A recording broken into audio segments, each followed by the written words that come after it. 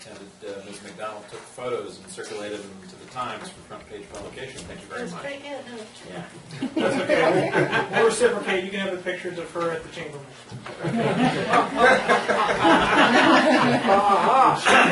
She had a lot of fun at last week's chamber mixes. So if we can get those pictures, that'll be great for our paper.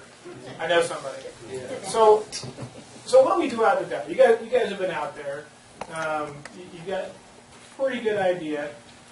Very large business. What you guys have in front of you is a command briefing, and on the last page, if memory serves, is some economic tidbits that we've kind of pulled together over the last couple of weeks. Contracts, basically business infusion into the state of California, highlight some of the stuff for Lassen County. It's pretty big stuff. Pretty big stuff. So about 1,500 employees, about 1,600 employees. We're growing. We're hiring, kind of like you. You know, we're having hard times finding people that are qualified. We're just hoping to get people more of qualifications. We've been hitting high schools, we've been hitting colleges, we've been hitting job fairs. So we're going to grow. My prediction, so for what it's worth, public school education, probably up to about 1,800, 2,000 people. That will be hard to reach that number. Finding the people to fill up that 2,000 is going to be a little tougher. You know, we're pushing hard to get there. Some of the changes we're doing out there, you guys already know about the clothing mission. You know, we provide clothing to all the reservists worldwide. So what does that mean? That's 210,000 people. 210,000 soldiers worldwide. So reservists that are in Germany, reservists that are in Texas, reservists that are in Guam, they get all their kit. They get all their kit from us. Well, just recently, in the last month or so, we've been approached by the same guy that manages that to do the same thing for the West Coast. So he wants us to pick up the same kind of mission for the West Coast, minus the Fort Lewis, minus the Fort Hood, those bigger bases. They'll sustain what they have. But with Army, DOD collapsing some of their infrastructure, brigades, they're trying to also collapse the central issue facilities. So that's a warehouse, a supply place that has X number of people that are issuing up clothing, and they want to be able to send it from Sierra to Depot. So we're going through some analysis now to expand our missions. So this is long term. We've got some short-term missions, probably over the next couple of years. Some of the work will go away, maybe morph into something else. But the clothing mission, so the helmets, the body armor, the first aid kits, all that kind of stuff, that's going to endure. That's going to endure. So unless the Army explodes to 750,000 people active, I foresee our role in the clothing support to be long-term. So what does that mean for Lassen? We're going to hire some more people to take over that portion of the business. That will expand. We'll have some other opportunities in there as well. I reached out to Susanville, Indian Gran Torilla, because they had offered, I don't know how long ago, but they had brought up standing up an industrial laundromat facility. Currently, all of our stuff goes to Kansas to be done.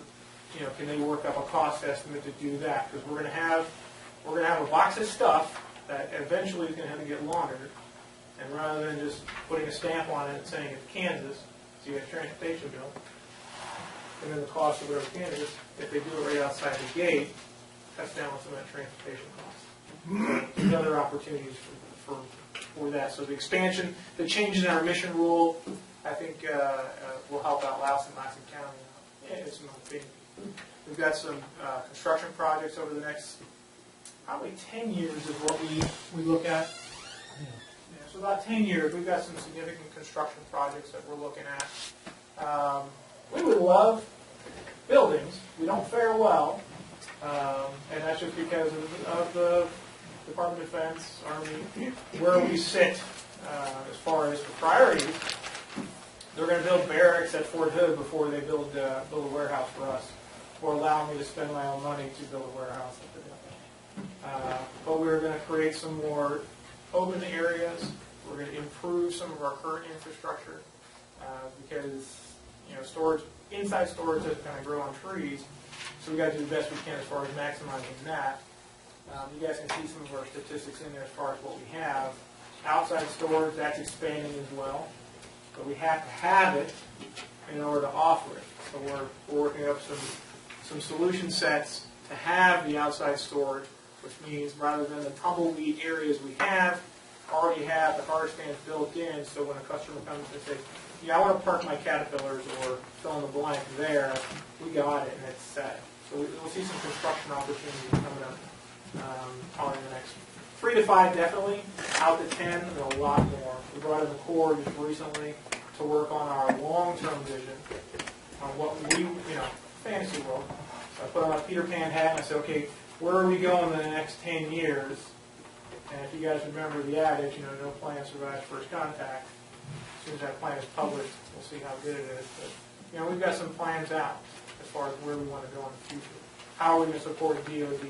How are we going to remain relevant for the National Defense Strategy? We're visiting on Thursday. We're going down to Edwards Air Force Base, and we're going to present to the California Military Commission. What is Sierra's role for California? What is Sierra's role supporting the National Defense Strategy? What is the purpose? What is our goal out there? Now, to be honest, we have a very good business model. Is that what this is kind of designed to address, that presentation Thursday? Yes and no. Yes and no. We're going to present this one, but we've also got some talking points with them. It's 13 or 12 retired flag officers, just some of the vernacular changes. But these are the talking points, and then we have this particular slide. that was particular, yes. Speaks to that. Yeah, it does. It does. Well, like I said, we'll change some of the verbs, but essentially it does. But we have a very good business model over at the depot. Very successful. So if we garner more business from other entities inside of DOD, it's not critical for our survival. The current people who fund us, program managers, program executive offices, Air Force, etc. We're okay for a while. Probably out 5, 10 years. 5 years definitely. After that, I'll pull out my smoke-filled crystal ball and go from there. But we're not trying to garner more business. Our main concern, our main goal, coming up talking to y'all, talking to the Military Commission in California, seeing Senator Boxer's office and Feinstein's office next week, is awareness. Make sure that they know we exist and what our role is. If we believe we play an important role, not just for California, but for DOD. So you guys came out there 2 years ago? About 18 months ago, maybe. Okay, so we were working on the armor mission. We were taking all the armor off the Humvees. Yeah, they had that stuff laying on the ground where they were repairing and painting. Okay. So that mission will come to an end at a certain point. They're going to put a pin in it and say, okay, you guys are done. You've done all you're going to do. I think the number was 11,794 or something like that. Whatever that magic number is. But there'll be other things that we do out there. But if organizations that talk at the elected level, if they don't understand what we do, and they don't understand who we support, everyone supports the warfighter. It's kind of generic. But if they don't understand the commodities, armor, clothing, repair parts, non-standard equipment, if they don't understand what that means, they can't convey that across their different boundaries either. Well, a big part of what we saw too while we were there is they were just starting the, you might say, bringing back from Afghanistan, kind of the non-standard equipment. Yeah, anyway, they were coming in these big, huge boxes with all kinds of stuff in it, and they were opening them up and sorting through, and some of it was going to be reused, some of it would probably not be, and some had to be repaired. And so they were in the process of doing a lot of that kind of work. So, and that'll continue as the war zones kind of settle down, but then there's new war zones that open up, so the missions kind of change, I guess, that way. We consider ourselves a very adaptable, very flexible workforce mission set. So if they ask us to do, we'll do, and then we'll figure out the paperwork later. What was impressive though was, I think, was the statistic that as a FedEx customer, you guys were the single largest one spot shipping out of FedEx, and it would be like anybody, regardless of where they were around the world. I mean, I looked at it like you guys were like the Walmart of the Army or something, in the sense that somebody could sit down and they just punch into the computer a SKU code, and one of your people picks it up, and the package is up, and within a few days, whatever that item is in their hands, coming courtesy of Sierra. Exactly. So state agencies, they benefit from it as well, not just other Army installations. So as those boxes are open, we will empty them, we will bring them all to record and check out the condition codes, the quality of the equipment, and it turns fairly quickly. What was our 85% of the non-standard equipment and brigade closure equipment is being reutilized throughout the Army. Yeah. So we sent a team. We've done this 4 times, I think. We sent a team of gentlemen and ladies out to an installation. We've done JBLM, we did Fort Stewart, Fort Drum. We just finished up Fort Carson, and we're going to hit a couple others. They are asking for us by name to go out there and sign for their property, to bring it back to Sierra, and then at some point or another, it's essentially trading time for money. We bring it back, we stick it on the shelf, and within X period of time, it's going back out the door to a unit that needs it. So that could be a National Guard unit, it could be a reserve unit, it could be another active component unit. Some of these units that are coming back off their deployment cycles, they've got a very short window to take all of their kit, and they've got to get rid of it, they've got to transfer it. So they do some internal reorganizations, internal transfers, and then they call in the A-team, and we come in and say, okay, you got 5 days, 40 hours, whatever the math is, we'll sign for all the equipment boxes, ship it back to Sierra. And when I say trading time for money, they're not trying to stand up an organization or stand up some kind of warehousing facility at Carson to store all this stuff. Sounds easy. We want to just run a warehouse. Somebody has to safeguard this stuff. Somebody has to be accountable for it. Well, we've been doing the accountable record system at Sierra for quite some time now. So for us, it's old hat. So we go and we sign for a box and we'll send it back out. So you have several of those containerized hospitals where you have, basically several containers that can set up a field hospital almost overnight. So when they had that recent news story where they were shipping troops to Africa for the Ebola thing, did we ship any hospitals? I don't think we got hit for anything. So No, they ship hospitals from Italy for that. Yeah. From Italy? Different. Okay. But the potential is for some, like a crisis like that, where they need to almost overnight establish a presence. Those are the kind of facilities I know you have. That crossed my mind when I saw that news story. I wondered if, we got one of our hospitals got pulled out to ship over there for something like that. Yeah. We've been hit up for armor, body armor. We've been hit up for helmets with what's going on. So we'll get set, someone will give us a tickle saying, hey, I need X quantity and prepared to ship in 96 hours. Can you do it? Sure. Because they know we can. Pull in, pack, and changing the configuration of a helmet because somebody's not a parachutist. They don't like all that extra stuff on their helmet. I think it's kind of weak, but that's okay. Maybe it should be a parachutist.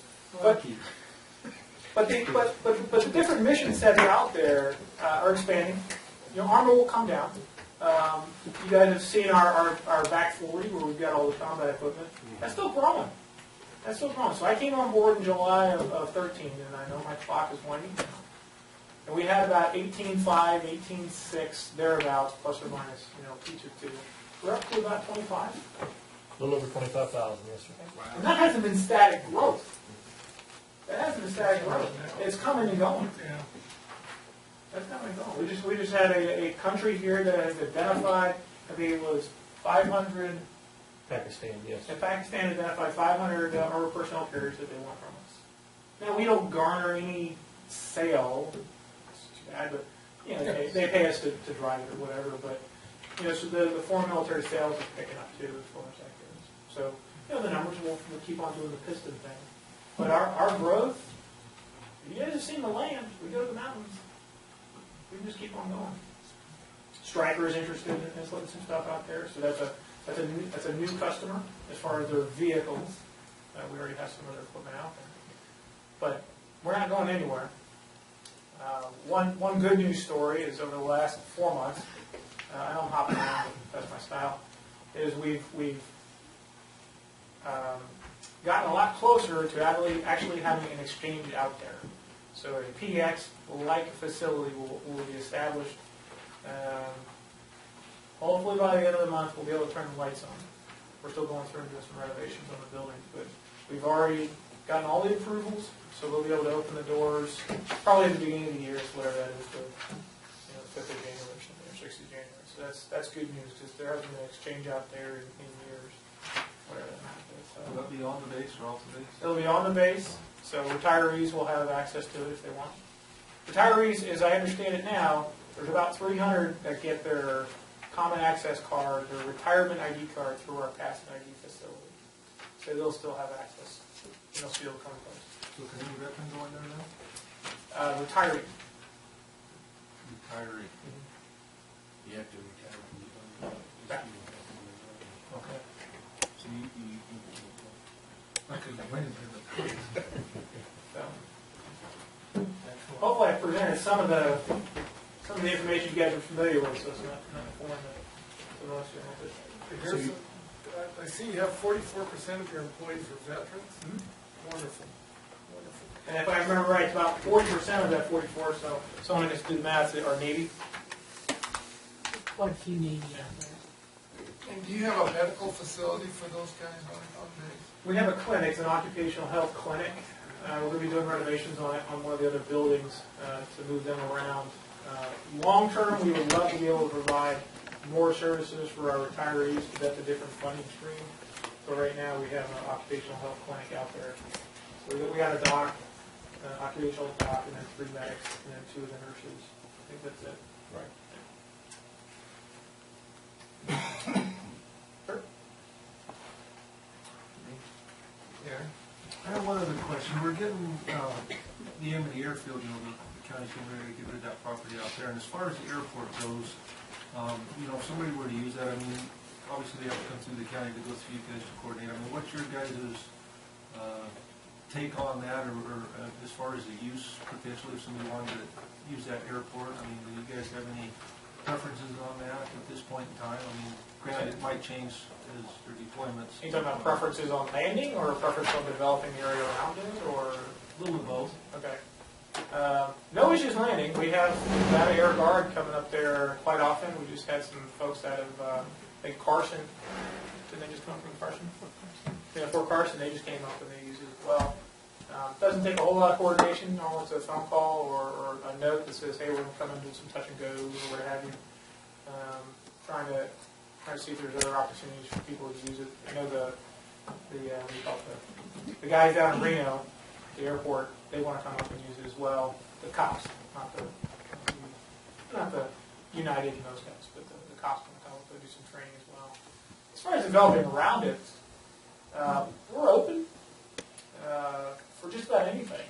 And so long as the restrictions on the airspace are I guess, abide by. I don't think we really have any one thing. I know yesterday we brought up an Olive Garden, but other than that, I don't think there's an Olive Garden out there by Amity. But there's plenty of opportunities, obviously, if people want to build something out there. I just don't know what because of the access to and the limits and the distance and the geographical location of it.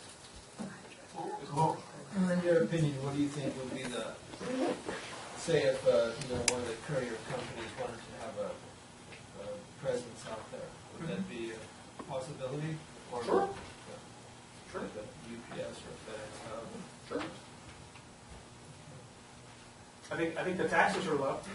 Yeah. But they of course have to, all the investment in the infrastructure, not trying to dissuade UPS, FedEx, DHL, fill in a blank coming out there, but there's not a whole lot of infrastructure out there for them to do what they do in Louisville or wherever the other big hubs are. There's just not that there. One of your bullet points in here, I just saw it, I'm trying to find where I saw it in here, you're talking about fact that this, I think it was in this hearing, it was 30,000 acres, so relatively undeveloped or don't have a lot of congestion in and around it. And I guess the concern, you know, to follow up on Aaron's question is, I mean, I think we,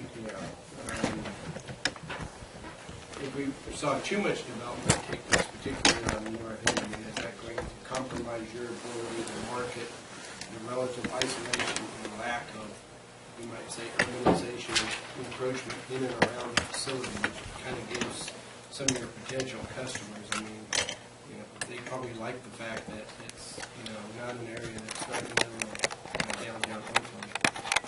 I welcome the challenge. It just won't happen. We have more acreage out there as far as development. Okay, so 25,000 pieces of equipment, just to kind of paint a picture. There's about 2 cores worth of equipment. The Army doesn't have very many cores left. I think there's 3. I think there's 10 divisions with about 4 brigades or so each. We could probably store all the equipment out there and still not infringe on the mines. So having building development, private sector building and development in or around the base isn't going to compromise the ability of. I don't believe so. That's the question. That's the answer I was looking for. Good to know. There's still plenty of room because as you look at our facility, you know, we've got 799 igloos, bunkers, whatever you want to call them. You know, there's areas in between them that can be developed internally to store people's equipment. So there's really no issues as far as the infringement. They were actually reading that when we were there on our tour. We could see there were several places where they had some of the stuff coming out of Iraq. Right. Been located in and around the igloos. Right. It's different source locations, absolutely. So, now, I don't foresee if there was a big wall around our perimeter, we could go no further, we'd still be okay. No. Sir? Last question regarding that same Amity Airfield property. Access coming in from the north. I mean, would that be open or would that be remain closed or restricted? On the north side, what road is It's it? open. Wendell Road, Yeah, it's open now. it's open now. Okay. It's-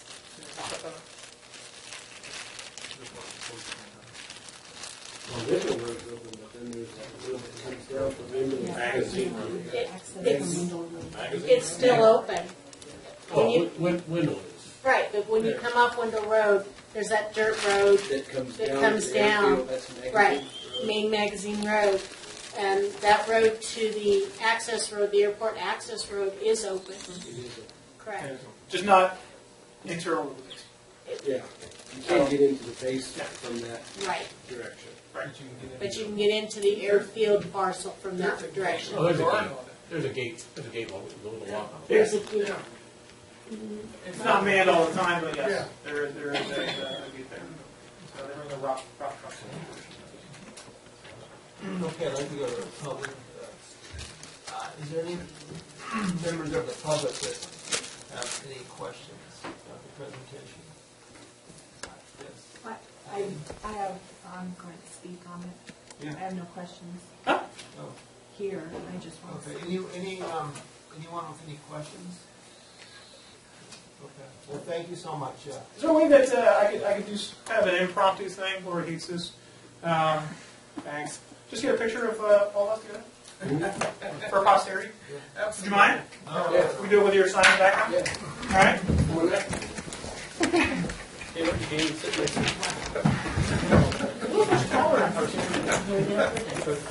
I got to prove my boss I'm earning my pay here.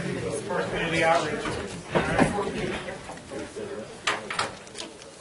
What's your shirt out to get to do sign? Once the sign. Yeah, you guys can get it too, however.